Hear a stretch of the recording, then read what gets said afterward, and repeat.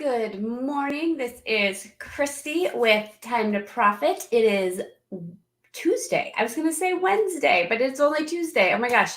Okay, so we are live. And if you don't know me, I am the owner of Time to Profit. And I work with business owners, consultants, and commission salespeople to help them create more consistent cash flow and predictable profits in their business. The number one reason that businesses fail is because they run out of money, which I hate that statistic because duh.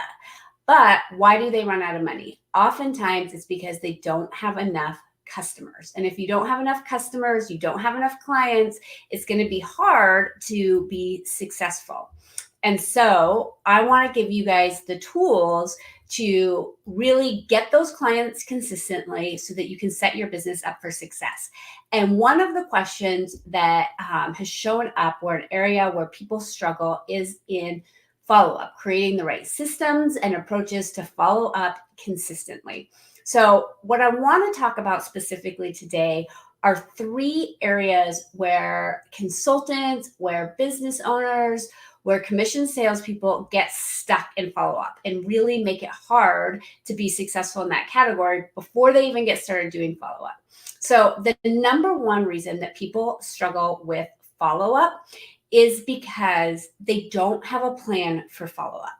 And this seems like obvious, but it's not, right? So oftentimes, we know, right, all of those statistics that customers need to have 7 touch points before they make a buying decision, that we know our customers get busy and they might be scanning their email. I don't know how many times a day I do this.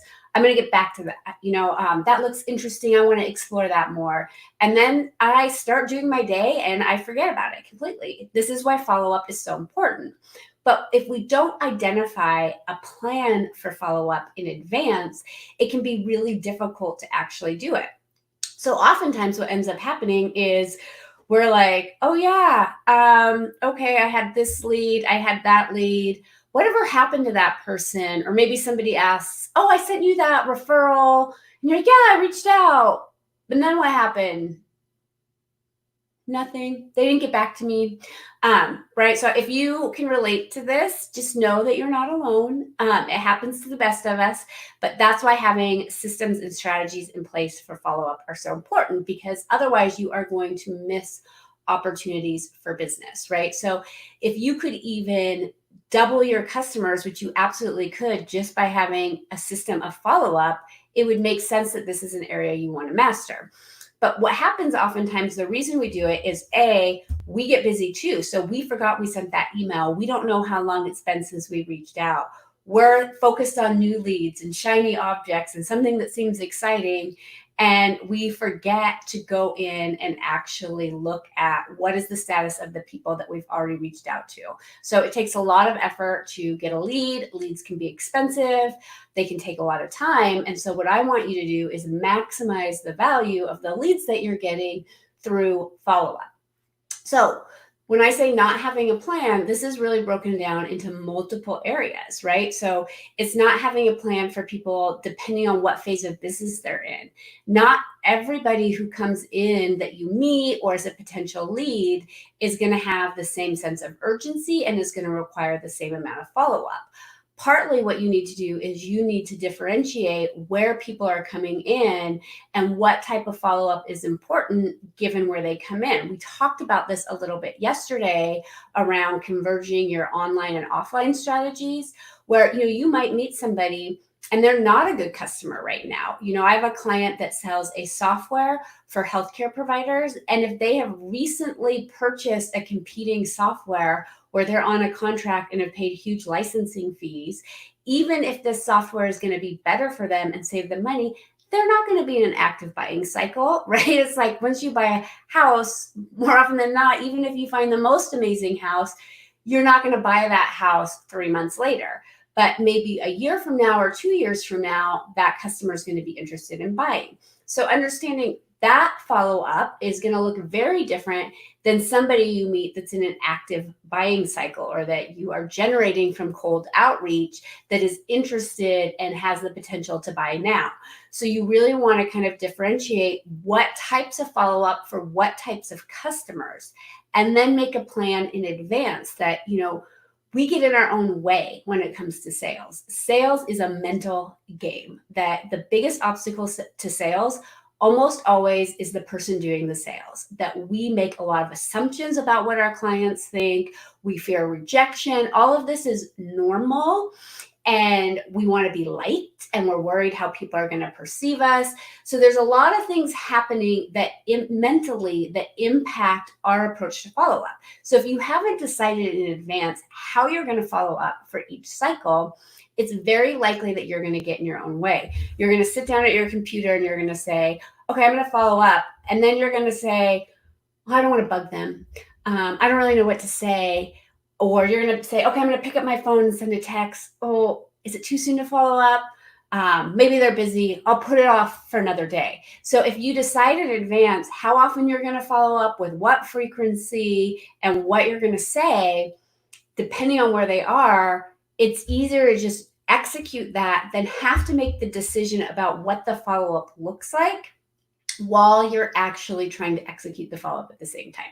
So the number one thing that gets in the way of people following up is just not having a plan for it, right? So systems aside, we do want to automate follow-up as much as we can, but even just having a system where, okay, if I have somebody who I reach out to proactively, they're a cold lead and they're interested, this is what I'm going to do to follow up. I'm going to follow up 4 times over the course of 2 weeks. I'm going to follow up 11 times over the course of 45 days, right?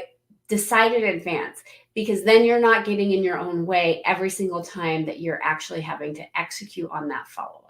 For most consultants, you don't need hundreds of clients. You might need 3 or 4 clients to be successful. If you're a real estate agent or a mortgage broker, you are not trying to close 100 deals a month. Maybe you are for your agency, but at an individual level, to hit your goal, you might need to be doing 6 deals a month. So when we're talking about follow-up and the amount of follow-up, we're not talking massive scale in terms of thousands. We are talking about a plan for a small group of qualified people, or people that could be customers in the future. So deciding in advance how you want to do that, you don't have the time, or you don't have to spend the time thinking about it when all of those thoughts can bubble up and get in your way. So I want to share that. So not having a plan. The second area that will keep you stuck in terms of follow-up and prevent you from doing it effectively is not having a reason to follow up, right? So one of the worst follow-ups is, hey, I'm just checking in. How are you doing? Did you get that proposal that I sent over? Just wanted to follow up. Okay.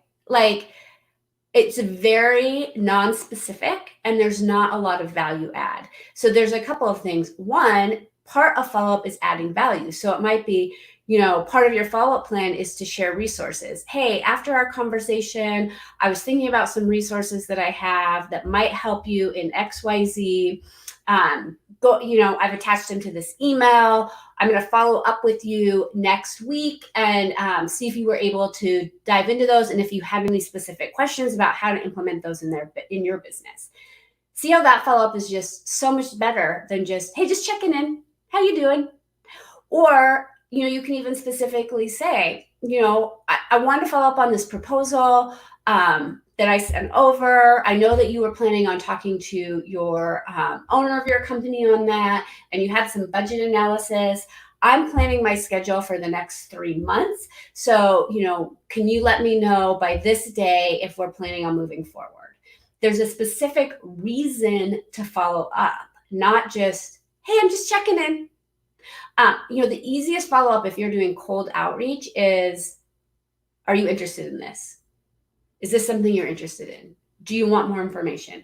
So asking a specific question with an action on their part makes your follow-up so much more powerful. But if you don't have a reason for follow-up, it's going to feel uncomfortable because you're just kind of like, hi, hey, It's me, right? So we want to avoid that. We want to have a reason to follow up. So we want to have a plan and we want to have a reason to follow up.